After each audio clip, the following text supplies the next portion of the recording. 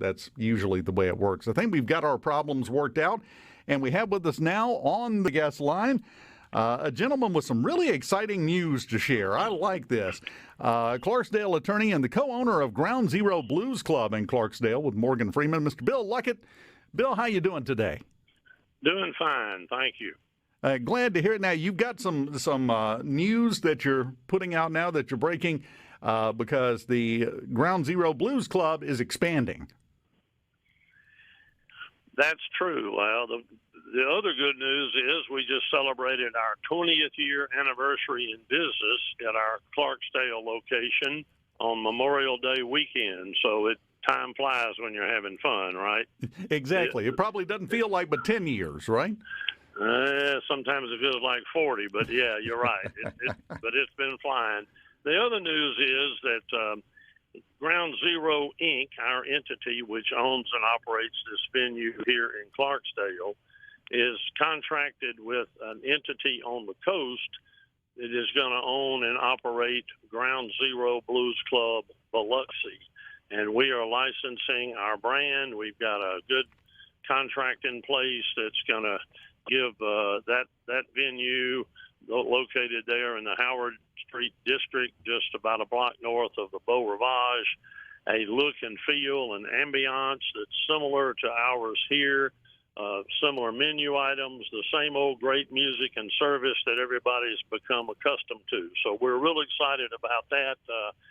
That venue is starting to shape up in terms of the physical structure improvements that are needed, the sound, and et cetera. So anticipating an opening in November for now, but you know how difficult it is to get materials, et cetera, in the construction trades. So we're hoping we can hold that date, or hoping they can hold that date. They're actually doing that work, and we're hoping we're there ready to celebrate with them when the doors open. And I think you make a good point with the situation the way it is right now economically. We saw the huge spike in lumber prices, and then it came back down.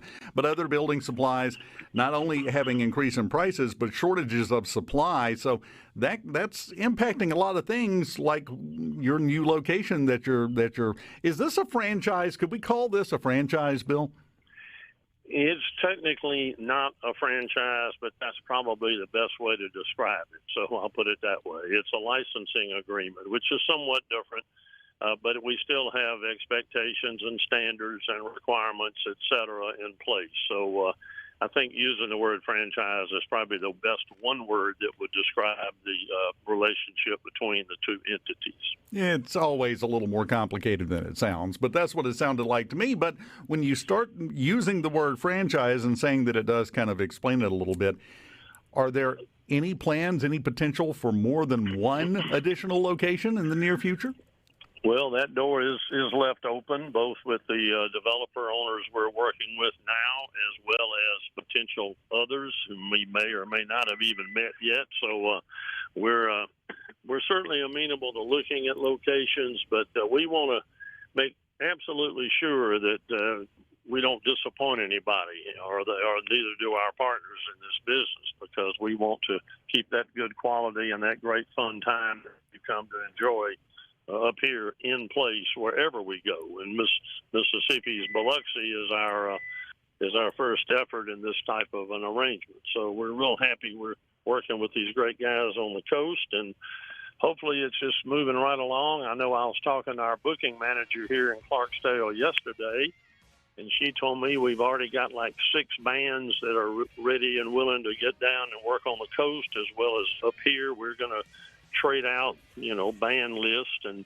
a lot of bands will come in from out of state, especially if they can get 2 gigs within somewhat of close proximity to each other. It makes their travel and mobilization expenses, spread out a little better, so they can play a whole weekend instead of just 1 gig. So that's another angle that's going to behoove both operations, is to be able to bring in some talent. But frankly, Dave, we've got great talent right here in Mississippi. We don't have to look outside. I want to talk about that, but we're up against the break. Can you hang on through the break? Sure. We will talk about the talent and what you can expect from Ground Zero Blues Club. Mississippi, the JT Show. Dave Hughes here, and on the guest line, Co-owner of Ground Zero Blues Club in Clarksdale, Bill Luckett, with a officially licensed location soon to open down on the Gulf Coast. Did I put that in correct legal terms there, Bill? I think so, yeah. Okay, close enough. Anyway, right before the break, we got interrupted because you were talking about music and the bands that are already lining up to book. And that leads nicely into a question I wanted to ask. For people that have never been there before, what can they expect if they make a trip to Clarksdale or this fall, maybe early next year, to Biloxi to visit the Ground Zero Blues Club? In other words, this is your chance to sell it, my friend. Go ahead. Well, it sells itself. I'll tell you that. They can expect some really good blues music. Blues is the roots. The rest is the fruits. Put another way, the blues had a baby. They named it rock and roll. Blues is the root music for so many modern music forms. When you hear bands like the Rolling Stones, Eric Clapton, all those British invasion bands, Jeff Beck, those guys, they took our old blues music and just kind of livened it up a bit and reintroduced us to it. So we're back to our roots here. People love it. Half our visitors come from Australia and Europe, primarily England. So it's a worldwide loved music genre, and we enjoy it. I love listening to it, and so do lots of fans. So that's what they can expect at both venues. Now, the name Ground Zero Blues Club, it seems obvious to me where that name comes from because it's in Clarksdale, which is ground zero for blues. That's it. By definition, if you look it up in Webster's dictionary, ground zero means two things primarily. It means the place where a nuclear explosion occurred, or it means the point of beginning of something.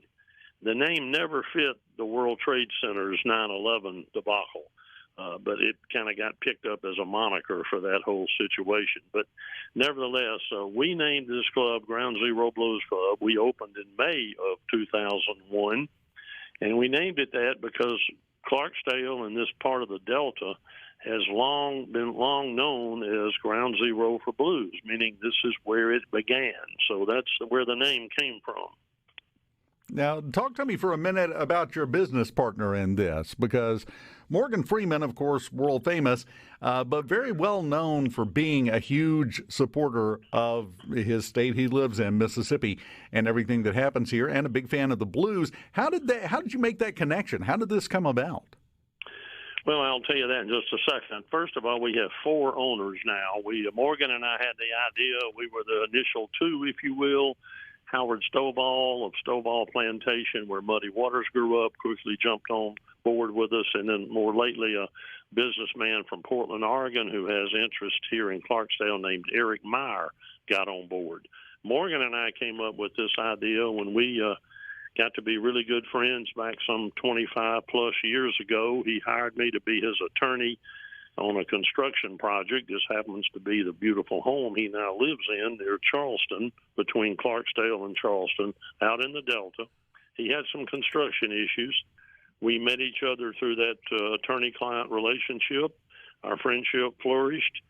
He started seeing a need. He was kind of the outsider looking over, and I was the one living right here in the middle, kind of a forest for the trees situation. But we saw these tourists coming and wondered, are they getting what they're coming for? And we found out quickly they were not. They were coming to hear live blues music, and while it was being played in some venues, it was sporadic, it wasn't consistent, and we decided to answer that question, where can you hear live blues music? And we opened Ground Zero Blues Club, offering live music initially 2 nights a week. Now it's 4 nights a week. So the Ground Zero Blues Club, is it only open 4 nights a week? Well, now it is. Pre-COVID, we were open 6 days a week and 4 nights with live music. There are other venues in Clarksdale that I can't say we spawned them, but they have grown to be more active since we opened, and we welcome them. So we have live blues music here in Clarksdale 7 days, slant nights a week right now. But pre-COVID, we were doing lunches 6 days a week and dinner and live music 4. Now we're basically 4 days a week, and hoping to expand it eventually. But right now, the Europeans can't get here, and as I say, that's half our traffic is European and Australian tourists. And that's a very interesting point. But it's really a good thing, though, because you're giving them a destination within the destination, because you have these people coming from overseas that are going to the Delta because of the Blues, and now they have a target destination. I do have a testimonial for you, by the way, from the C Spire text line. Larry texted in and said, "My son and I have been to Ground Zero many times. The best fried catfish in the country." Well, that's a pretty strong endorsement. Yeah, he's right. We buy catfish from a catfish farmer in Tunica County who does a great job with it, takes extra care with it, called Lakes, and we are very appreciative of that vendor, and we love serving it. In fact, I'm probably going to go have some to eat here in about 20 minutes. I can't make it to Clarksdale in time. You are now just teasing me, Bill. Well, not to use a pun, but that's your bait. We'll eat catfish. I like it. So we're looking at November for the opening down in Biloxi. That's the tentative schedule, right? That's the proposed schedule. Again, we're dependent on, or they are, on just a lot of materials, doors, sheetrock, things that are in short supply. It's affected the whole country right now in the construction trade. And there's no sign just going to ease up anytime soon, but we can always hope, and we can keep our fingers crossed that things are going to sort themselves out a little bit. But sooner or later, if not in the fourth quarter of this year, I would suspect in the first part of next year sometimes, we will see that location open, and that'll be fantastic. And now I'm hungry for catfish. We are really looking forward to it as well. It's going to be a great venue, we expect, and be a lot of fun for a lot of folks. Well, it sounds like a great thing, and I'm going to go right now on the record and make my prediction. You got the second one opening. I give it 5 years, you'll have 5 locations. Okay, that sounds like something good to hold you to. Yeah, I'm going on record. I'm putting it out there in 5 years. So that'd be what, Rhino, 2026? Yeah, by 2026, we'll have you back on here and talk about the opening of the 5th licensed location of the Ground Zero Blues Club. No pressure. That's a deal. All right. Fantastic. Bill Luckett, we appreciate your time, sir. You have a good day and enjoy that catfish, darn it. I certainly will. I'll be thinking about you while I eat it. No, you won't. Don't lie to me, Bill. You're not I'm going to make a point to think about you while I eat it now, just to rub it in a little. Oh, yeah, I'm not sure which one is worse, if you don't or if you do, but enjoy your catfish anyway. We'll talk to you again soon. I'll do it. Okay.